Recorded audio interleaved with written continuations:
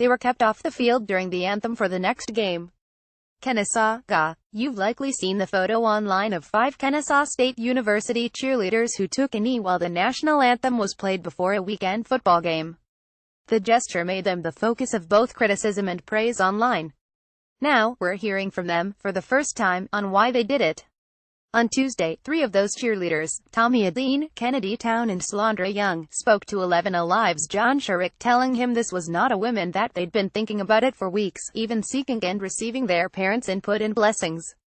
Before we went out on the field, we all prayed, Dean said. Together, we all prayed, related KSU response after cheerleaders kneel during national anthem, and my heart was racing, I was so nervous, Town said. We wanted not only to take the action, but let the values behind our action be known, Young said, so we definitely prayed about it, because we knew that there was going to be a lot of backlash that came from it, and there was some fear there, but our passion was definitely stronger than our fear. Young, a third-year political science major, explained that the ongoing issues of police brutality and racial tensions are problems that America can fix. Kneeling was their way to demonstrate their belief in the promise of the flag and the promise of the nation they love, so I feel as though it was nothing that was meant to disrespect America, which is the reason why, when we took the knee, we still made it a point to have our hands on our hearts, Young said. But we just wanted to take the knee in the name of equality. Town said that the racial tension can even be seen right in her own home Cobb County, where, only a few weeks ago, a police officer was caught on dashcam video telling a driver during a traffic stop that they only kill black people. The veteran officer was allowed to retire instead of being fired. Click here for that story. So I felt like this was something I needed to do here, in Cobb County, as a Kennesaw State cheerleader, she said.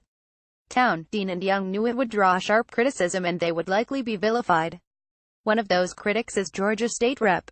Earl Earhart, our Cobb County, who is chair of the House committee that determines annual funding for KSU and the rest of the state university system. Earhart wrote to 11 Alive, saying the cheerleaders were wrong to make people who paid to get into the football game be subjected to their protest. A university student cannot demand a taxpayer-supported platform, like a football field, for their political speech, he wrote. Leave the politics to the public square paid for and shared by all, read state lawmaker. University stadium's no place for free speech demonstrations, but the cheerleaders said the stadium was the perfect place for a peaceful disruption of the status quo.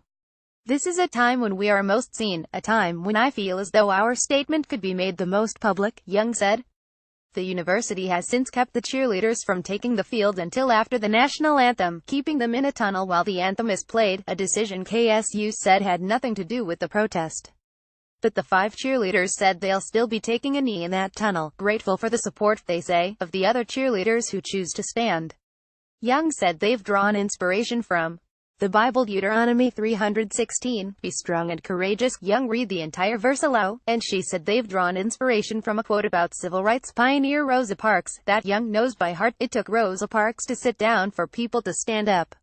Photos KSU cheerleaders kneel at football game. The history of this protest. In an interview with NFL.com last season, Kaepernick explained why he started first sitting out and then kneeling during the national anthem. I am not going to stand up to show pride in a flag for a country that oppresses black people and people of color, Kaepernick said to NFL.com. To me, this is bigger than football, and it would be selfish on my part to look the other way. There are bodies in the street, and people getting paid leave and getting away with murder. He said, I am not looking for approval. I have to stand up for people that are oppressed. If they take football away, my endorsements from me, I know that I stood up for what is right.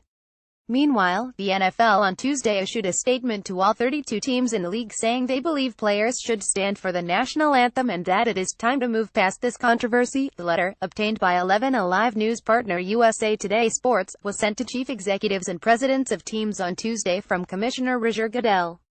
The current dispute over the national anthem is threatening to erode the unifying power of our game, and is now dividing us, and our players, from many fans across the country, the letter stated. It continued, like many of our fans, we believe that everyone should stand for the national anthem. It is an important moment in our game. We want to honor our flag and our country, and our fans expect that of us. We also care deeply about our players and respect their opinions and concerns about critical social issues. The controversy over the anthem is a barrier to having honest conversations and making real progress on the underlying issues. We need to move past this controversy, and we want to do that together with our players, the letter read. Click to read the full story. Copyright 2017 WXIA TV.